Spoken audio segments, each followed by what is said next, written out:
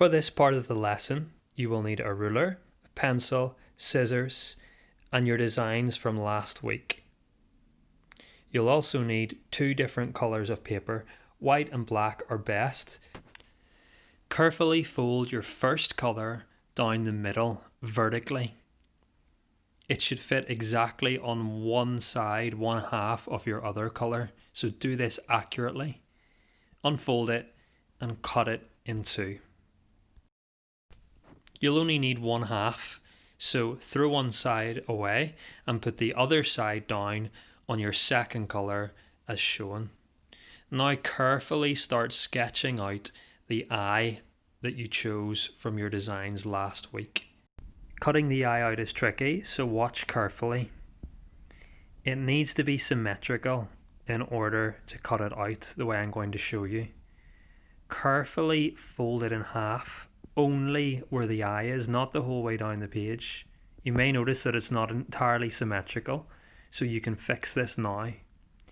Then fold it again and use your scissors to carefully cut it out.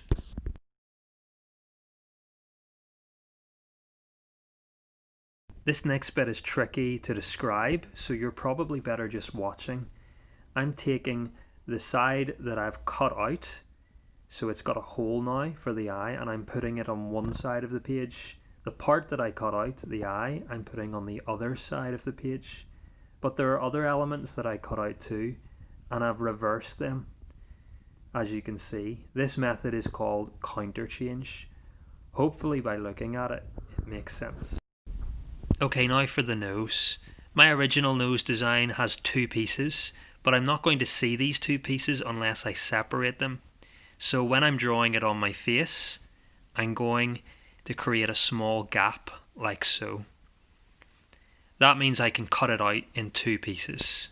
You may find that you have to do this with part of your design too. Now cut out the different parts of the nose and lay them out on your background colour, flipping over the part that you've cut out to make a full nose like so. Again, it's tricky to describe in words, but once you cut it out and try to lay it out, you should understand. Do the same for the mouth, cutting out any pieces that you need to. And now you have the features of your face. Carefully sketch out your chosen head shape, and in my case it had a head piece, so I'm going to sketch it out too. You'll see that I'm doing a lot of rubbing out, and that's okay. In fact, that's good. You should be constantly changing your design until it looks right, until it looks symmetrical. Okay, time to carefully cut out the head shape. Again, we want to do this in one cut. We don't want to be cutting into our page anywhere where we shouldn't be. I've set down the face that I've cut out and the head piece, and then I flip over what's left onto the other side of the page to create a full head. Now I'm cutting out the different parts of the head dress, and you can see that they're going to be quite tricky to cut out too because they're internal shapes. To cut them out, I'm going to fold my shape in half and use a pair of pointed scissors, making a small snip on the line. I can use the point of the scissors very carefully to get into the shape and then cut around it. This is tricky and you may need some help with this. That's okay. Just please don't cut your fingers. If you think you're really going to struggle, then just avoid internal shapes like this altogether. Once you've cut out your shapes, it's time to lay them out. Lining up the edge of the first colour with the second colour is the most important thing you do. Then carefully arrange all of the different elements. Now choose your favourite pattern from last week. Get 2 scraps of the same colours you're using and lay one on top of the other. Carefully sketch out the pattern that you want to do and cut it out with 2 colours laid on top of each other. That way you'll have black and white versions of the pattern that you want to create, or whatever colours you're using. I'm putting the black pattern on the white side of the face and you'll see that it's important that you get it the right way round. This is quite fiddly, but don't get frustrated, because this is what will make your face, your mask, look really, really good. Once I've put the black pieces on the white side, I'm going to put the white pieces on the black side. Only when you have everything arranged exactly the way you want it to, should you think about starting to stick it all together. Also, licking your finger and using it to pick up little pieces is a good tip if you're struggling to pick them up. So here's my finished mask. Make sure everything is laid out exactly as you want it. Start by sticking down the biggest piece, this piece here, and then the other side of the face. Once you've stuck the two sides of the face down, you can stick your features down, eyes, nose and mouth, and then the patterned pieces. If you don't have glue, photograph your work without sticking it all together, and then carefully keep the pieces in a poly pocket or envelope.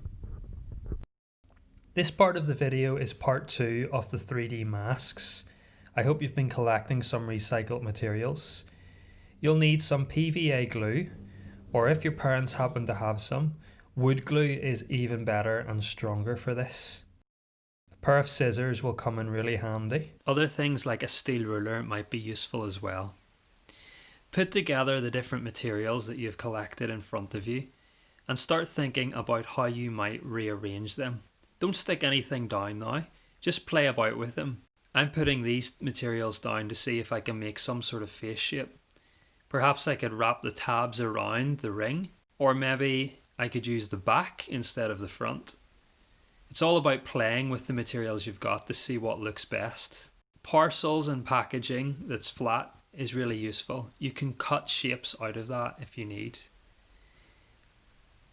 It's important to try and sketch out the shapes that you might use before you cut them out. This will help you get your shapes nice and symmetrical. Use rulers for straight lines and cut out carefully. I've removed some of the tabs from my first piece of cardboard to extend the circle shape into a face shape. And now I'm deciding whether to put it in front or behind. Again, it's all about playing with where to put the materials. That's why it's important not to make any decisions about sticking anything down until the end. I've decided to use the egg cup holder to make eyes, and I could even use one by cutting it in half to make a nose. This is the seal strip from an Amazon package. I like the pattern and texture of it, so I'm going to use it as part of the nose as well. Cardboard like this has a glossy side and a matte side. Don't use the glossy side. Make sure the matte side is facing up.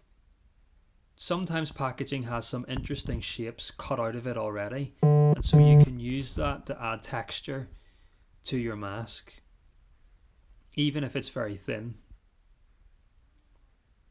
So here I'm just playing about again with where to put things and how to arrange them. I'm now starting to tidy up some of the objects because I've decided where they're going to go. And look carefully for texture in the most unusual places. The spikes from this Amazon package would be perfect for teeth. You may need to shape things with your scissors in order to get them to fit together properly. So take your time with that. The more effort you put in, the better it will look. You might find that some materials are too difficult to cut with scissors and might require a Stanley knife. In school, you would be supervised by me to do this. You should definitely not try this by yourself or without the knowledge of your parents. The best thing to do is to get your parents to cut anything that requires a Stanley knife. Once you've got all of your different bits and pieces cut out, you should spend some time carefully arranging them and know exactly where you want to put them. Once you've got them where you want, you can start to use PVA glue or wood glue to stick everything down. Some things may require masking tape or a heavy object to hold them in place until they dry. I'm really looking forward to see what you come up with.